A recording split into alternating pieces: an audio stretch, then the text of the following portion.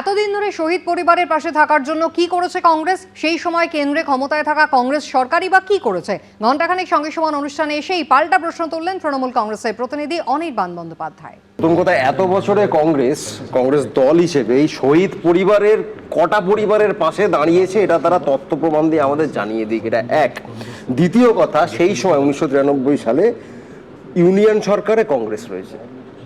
এই রাজ্যে কংগ্রেসের যুব সংগঠনের 14 জন সিপিএম সরকারের গুলিতে তারা একদম রাস্তার দিনের আলোতে তারা মারা গেল। 356 জারি তো দূরের কথা, সেই সময় দিল্লির কংগ্রেস সরকার ন্যূনতম কোনো পদক্ষেপ নিয়েছিল সিপিএম সরকারের বিরুদ্ধে? আপনি সেই সময় টপ মোস্ট হাইকমান্ডের একটা করে স্টেটমেন্ট? আমি তোমায় বলছি, সেটা হচ্ছে যেটা হয়েছিল সেটা বলছি, তো আমি তোমার সঙ্গে দ্বিমত নয়। সেটা হচ্ছে নরসিমা রাওয়ের সঙ্গে জ্যোতিবাবুর তখন ওই লাল রঙের একটা ওটা বললো হটলাইন বলা হতো, তাতে কথা হয়।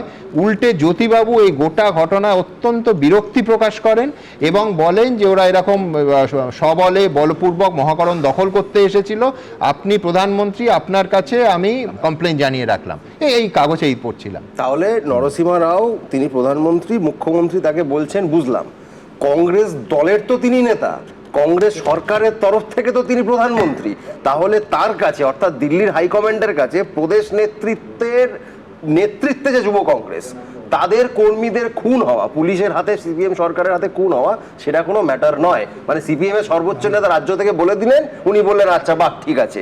তাহলে এরপরে এই প্রশ্ন উঠবে যে এইটা 93 আর উনি দল ছাড়লেন হচ্ছে 98-তে, ঠিক ওই 5 বছর মমতা বন্দ্যোপাধ্যায়ের এই উপলব্ধিটা হয়নি।